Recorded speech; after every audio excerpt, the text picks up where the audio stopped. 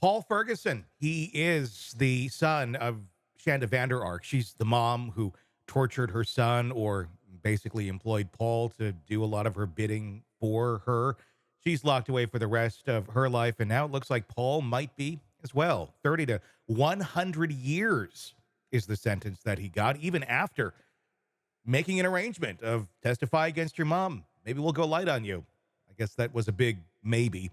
Joining me to discuss, Jennifer Coffindaffer, retired FBI special agent. What's your reaction to this verdict of 30 to 100 years for Paul? Well, I am surprised. I can tell you in the federal system, when we make a deal with you, we actually really do the best we can for you with that deal. Hmm. This doesn't seem to be that. Obviously, I guess he could have been looking at life without parole like his mom. This does give some room, but I was actually surprised. A, because he cooperated. B, because I think at least to some degree he was controlled by her, manipulated, and emotionally a hot mess. Hmm. But there's the text messages, and I think that that was the ultimate reason this judge went so hard. I think certainly he clearly knew the torture he was putting on his brother. Yeah.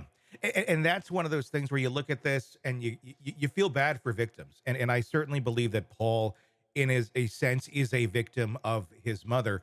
But at the same point, he's someone who this is all he's known from childhood. He's been abused, he's been treated horribly, he's been trained to treat other people horribly and without regard for emotion.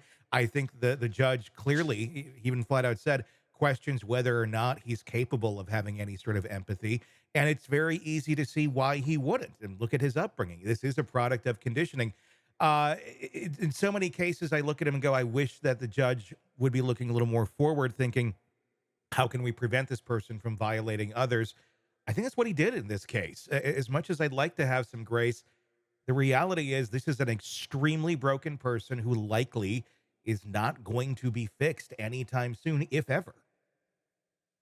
Well, I wish the judge would have ordered, and I don't think he did, correct me if I'm wrong, any sort of mandatory counseling, Mhm. sessions, anything like that. And I know he's going to prison. He likely might even be in solitary confinement because again, he's somewhat high profile. He was, tortured a child to death. So he might not be well received in general population. Mhm. In addition, he's so meek and slight that I think prison is going to be so hard on him. I don't know. For some reason, Tony, I'd like to think that he could have been saved. It's a little bit on the Gypsy Rose vibe. Yeah.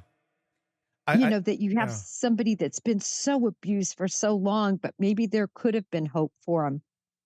And I really wonder, and it seems, when I first heard the verdict, I had not seen it being read or the judge giving his 20-minute speech about it. It was just, here's the verdict, 30 to 100 years. And I thought, oh my gosh, like it feels like the judge didn't take into account what this kid has been through. And then I heard the judge give the actual 20-minute speech to him. And it really seems like he did take into account everything, looking at the psych evals that had been done, looking at other statements that have been made by other people who'd been affected by Paul Ferguson and the abuse that he inflicted on them, seemingly with some sort of joy. And again, that's how he's conditioned to be. That's how what you're going to get. Um, at the same time, though, what do you do with someone like Paul? It feels like this is an abused. I'm not trying to compare him to an animal, but it seems like an abused animal, if you will, that's being thrown into a pack of wolves in a prison system. Something should be done. There certainly needs to be accountability here, but is putting him in maximum security prison for at least the next 30 years gonna gonna do much, or is that just really the best thing to do for someone who was capable and did in fact torture his brother to death? Well, it's a balancing act, right? I mean, the number one thing prison is supposed to do is punish for a wrong. Hmm.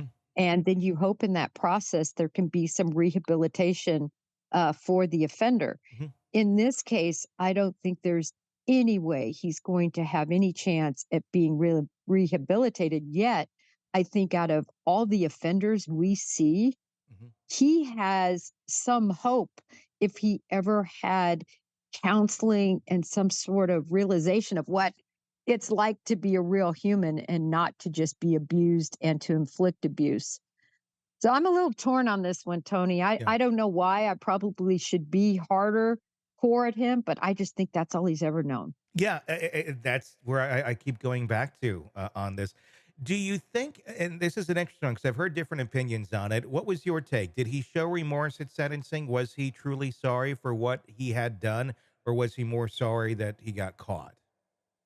I really thought he was sorry for what he had done. Now, again, those text messages, that's the problem. But in the end, he was asking to feed him. He's like, "Mom, he's rail thin," I think he said. "Bone thin," I think was the exact word. I mean, there were times that he seemed to have the realization that, this is really bad. Tony, it's when you see these same situations over and over, like for him, Mhm. it becomes normal. The abuse he was inflicting, the way he looked, all of those things all of a sudden become so normalized, you don't know what normal is anymore. Yeah. And that's what bothers me, I think. Well, and what bothers me too is we look at this and we're looking at it straight from the number scale of, okay, this happened to you before you were 18, then you turned 18 and you're 19, 20, 21, however old he got to be, early 20s, I believe, before all of this went down. It's just a number at the end of the day. This is all he knew. He never left the care of his mom and the abuse that she was inflicting on him.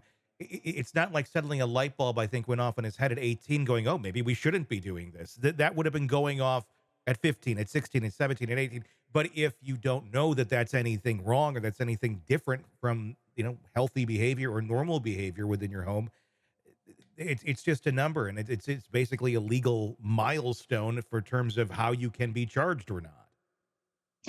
I agree with that, but I will say this. I think he definitely knew it was wrong. Mhm. I think there is no doubt he needs severe punishment. In other words, he needs to serve a lot of time.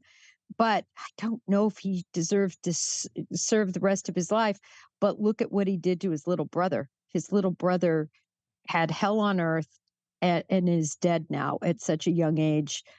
He had no chance. So when I think of it in those terms, then I understand the judge's decision. Hey, it's Tony Brueski. If you like the podcast, be sure to like, subscribe, and press that bell so you don't miss any of our updates on the cases we're following for you right here at the Hidden Killers podcast from True Crime Today. And thanks